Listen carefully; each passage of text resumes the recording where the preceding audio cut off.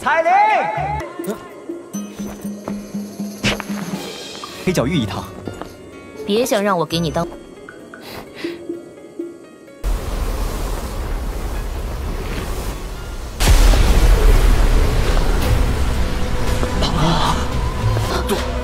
杜宗，这个女人，她怎么会出现在这儿？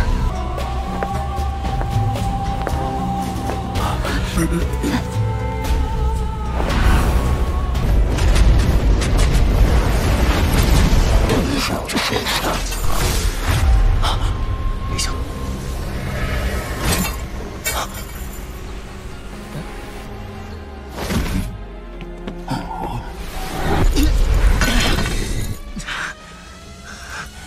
又要救我，又对我这么不客气，这要是这家伙突然出现，韩风这个混蛋现在恶心的。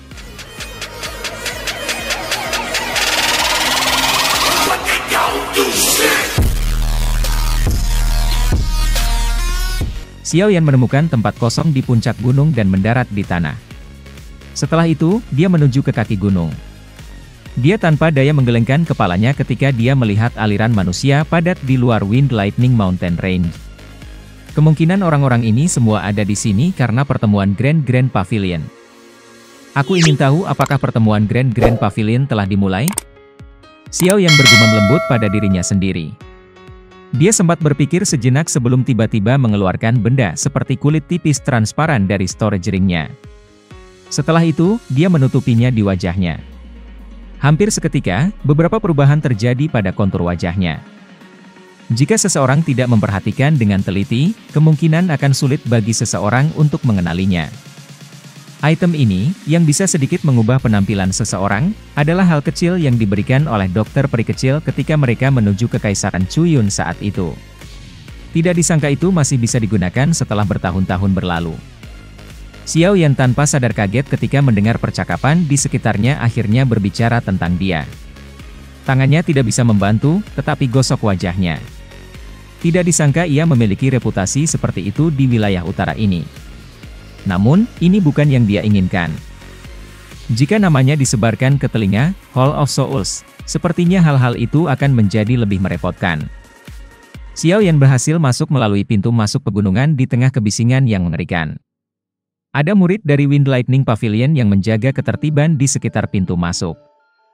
Selain beberapa tamu istimewa, orang biasa tidak diizinkan untuk terbang di udara di atas Wind Lightning Mountain Range. Hal ini mengakibatkan Xiao Yan, yang tidak ingin mengekspos identitasnya, dipaksa untuk masuk.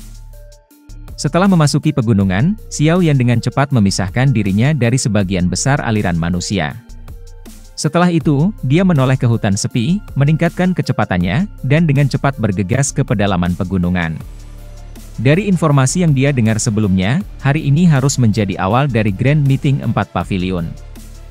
Selain itu, hal yang paling menggembirakan Xiao Yan adalah bahwa itu orang-orang dari 4 Pavilion telah tiba, yang berarti Feng Zunse seharusnya telah tiba. Jika aku benar-benar bertemu Feng Zunse, sebaiknya dia diam-diam sebelum melakukan kontak dengannya. Meskipun guru telah mengatakan bahwa aku dapat mempercayainya sepenuhnya, itu selalu yang terbaik untuk berhati-hati. Angka Xiao Yan berubah menjadi sosok buram yang bergerak melintasi pegunungan sementara pikiran ini bertahan di dalam hatinya. Beban berat menyelamatkan Yao Lao dan ayahnya adalah hal-hal yang harus diselesaikan oleh Xiao Yan. Karena itu, dia perlu memastikan keselamatannya. Yang terbaik adalah berhati-hati tentang faktor-faktor tidak pasti. The Wind Lightning Mountain Range sangat luas. Bahkan dengan kecepatan Xiao Yan, dia masih menghabiskan hampir setengah jam sebelum mencapai tengah-tengah pegunungan. Ada gunung yang megah dan curam yang terletak di tempat itu, Gunung Petir. Gunung Petir sangat tinggi. Tunggu. Kaki Xiao Yan baru saja menginjak jalan batu ketika Elder Huo di samping tiba-tiba menoleh sebelum Xiao Yan bahkan bisa naik. Elder Huo mengerutkan kening saat melihat Xiao Yan. Tinju di bawah lengan Xiao Yan diperketat ketika dia mendengar teriakan ini. Aku tidak tahu. Aku hanya merasakan energi afinitas api alami tiba-tiba berfluktuasi sedikit ketika dia melangkah ke jalan batu. Jalan batu itu sangat panjang. Sekilas, itu seperti ular besar berkelok-kelok yang mengikuti pegunungan ke atas sebelum menghilang di awan gelap yang jauh. Orang akan merasa sangat kecil saat berjalan. Langkah kaki Xiao Yan berjalan dengan kecepatan tetap saat dia perlahan berjalan ke puncak gunung. Kedua sisi jalan gunung ditutupi dengan pohon berwarna perak besar. Pohon seperti itu cukup aneh. Xiao Yan memuji mereka di dalam hatinya. Jalan gunung segera mengeluarkan banyak seruan dan suara iri ketika mereka melihat Seven Colored Large Crane. Tatapan Xiao Yan juga berhenti di Seven Colored Large Crane. Dia tidak melihat lagi pada derek warna-warni. Sebaliknya, tatapannya terkunci pada sosok anggun di belakang derek besar. Melihat kembali yang akrab itu, wanita ini memang Feng Qing'er. Derek besar itu tidak berhenti karena banyak seruan dari jalan gunung. Dengan sayapnya yang sangat besar, ia menabrak awan dan dengan cepat menghilang. Xiao Yan perlahan menarik matanya setelah derek besar itu menghilang. Alisnya tanpa sadar merajut bersama. Pasti ada sesuatu pada wanita itu yang menyembunyikan auranya. Jika tidak mungkin bagi Xiao Yan untuk tidak dapat melihat melalui kekuatannya dengan kemampuannya saat ini. Sepertinya wanita ini tidak sederhana. Bahkan dengan karakter Xiao Yan, dia tidak bisa membantu, tetapi merasa agak terdiam saat ini. Dia tidak mengharapkan Iniur Pavilion Grand Meeting untuk benar-benar menarik aliran lalu lintas manusia yang gila. Xiao Yan tertegun sejenak sebelum dia menghela nafas dalam pengunduran diri. Tubuhnya bergerak dan dia bergegas ke pohon berwarna perak yang sangat besar. Pada saat ini, cukup banyak orang juga berdiri di pohon-pohon perak yang aneh di sekitar. Oleh karena itu, Xiao Yan tidak menarik banyak mata. Dengan bantuan tampilan yang bagus, Xiao Yan mampu secara kasar melihat puncak Gunung Lightning. Tempat mereka saat ini adalah sebuah stadion. Bahan bangunan stadion ini adalah jelas pohon berwarna perak besar yang Xiao Yan saat ini berdiri di atas. Sebuah petir besar tiba-tiba bergegas turun dari lapisan awan sementara Xiao Yan bergumam pada dirinya sendiri. Cahaya terang seketika menyebabkan sebagian besar orang secara refleks menutup mata mereka. Xiao Yan menyipitkan matanya, mempelajari halilintar besar. Beberapa orang perlahan-lahan keluar dari tempat itu. Akhirnya, mereka duduk di kursi kayu perak. Mata Xiao Yan menyapu mereka dan tatapannya segera berhenti pada sosok yang dikenalnya. Rasa dingin menerangi matanya. Fei Tian. Itu sebenarnya adalah 4 kepala pavilion Wind Lightning Pavilion. TSK, Wind Lightning Pavilion memang dipenuhi para ahli. Suara angin yang menusuk telinga mendadak bergemuruh atas gunung petir ketika Xiao Yan merasa takjub di dalam hatinya. Segera, semua orang tercengang melihat sebuah pedang besar yang ukurannya lebih dari 100 kaki memotong melalui ruang yang jauh, bergegas mendekat. Dalam sekejap, itu muncul di langit di atas stadion. Haha, Jian Zunze, kamu yang tercepat untuk tiba kali ini. Seekor Lei Zunze berjubah perak berdiri ketika dia melihat pedang besar di langit. Setelah itu, tawanya terdengar di atas gunung petir seperti guntur bergulir. Pedang besar bergetar lembut dan berubah menjadi bintik-bintik cahaya yang tak terhitung jumlahnya saat itu runtuh. Dua sosok perlahan turun dari langit di atas, mendarat di tempat duduk mereka. Kedua tokoh itu terdiri dari seorang pria tua dan muda. Xiao Yan akrab dengan orang muda itu. Dia adalah Tang Ying dari 10,000 Sword Pavilion. Orang tua di sampingnya berukuran kecil. Dia mengenakan pakaian linen dan tampak seperti pria tua yang tidak menarik perhatian. Angin puyuh berwarna hijau besar tampak berkelap-kelip ketika terwujud di langit di atas stadion besar dalam beberapa napas. Angin puyuh bergetar pelan dan tiba-tiba berhenti. Dua orang, yang terakhir muncul, secara alami menarik tatapan dari seluruh stadion, lebih untuk Xiao Yan. Kedua sosok itu baru saja muncul ketika tatapannya langsung beralih ke mereka. Xiao Yan sudah bertemu dengan Mu Qingluan yang berpakaian hijau. Mata Xiao Yan perlahan-lahan mengukur pria tua berpakaian hijau itu. Kegembiraan juga melintas di matanya. Dia telah mendengar tentang Feng Zunze ini beberapa kali dari Yao Lao. Orang ini dapat dianggap sebagai teman Yao Lao yang telah mengalami situasi hidup dan mati bersamanya. Jika kata-kata ini benar dan dia menghargai hubungan itu seperti yang digambarkan oleh Yao Lao, Xiao Yan seharusnya dapat mencapai seorang penolong yang benar-benar hebat kali ini. Kegembiraan meningkat dalam hati Xiao Yan.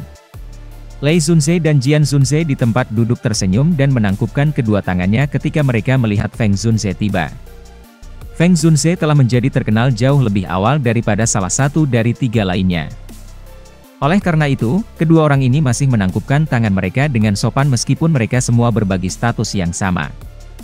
Namun, Huang Quan Zunze di samping tampaknya memiliki konflik dengan Feng Zunze. Setelah menyipitkan matanya dan meliriknya, dia menoleh dan tampak seolah-olah dia tidak melihatnya. Wajah Feng Zunze berjubah hijau itu tersenyum hangat. Dia membalas kebaikan Lei Zunze dan Jian Zunze. Namun, dia tidak memberi Huang Quan Zunze di samping pandangan lain. Meskipun empat pavilion takut satu sama lain, Feng Zunze berselisih dengan Huang Quan Zunze ini. Tang derek yang jelas tiba-tiba terdengar di langit saat ketiga orang itu memasuki arena. Dengan segera, seekor bango yang sangat besar dan berwarna-warni terbang melayang dari satu sisi puncak gunung. Sosok yang indah menekan kakinya di punggung derek besar. Sosok yang bergerak itu bergegas turun dan mendarat di arena tanpa mengeluarkan suara sedikit pun. Mata Xiao Yan melirik. Sosok itu secara alami Feng Qier. Sikap luhurnya adalah sesuatu yang tidak dapat dibandingkan dengan siapapun. Suasana di luar arena segera melambung ketika Feng Qier masuk.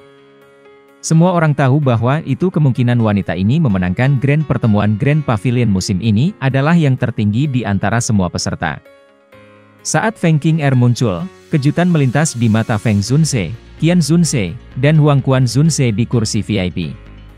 Dengan segera, Jian Zunze tertawa, sepertinya Lei Zunze benar-benar telah berinvestasi. Kamu bahkan secara pribadi membantu menyembunyikan kekuatannya yang sebenarnya. Apakah kamu berencana menangkap kami dengan kejutan? Lei Zunze tertawa terbahak-bahak ketika mendengar ini. Dia berkata, apa yang dikatakan Qian Zunze? Status gadis ini sedikit unik. Oleh karena itu, aku hanya bisa melakukannya dengan cara ini. Benar-benar tidak ada pilihan lain. Sepertinya Lei Zunze benar-benar ingin terus menduduki kursi teratas Grand Meeting Grand Pavilion musim ini.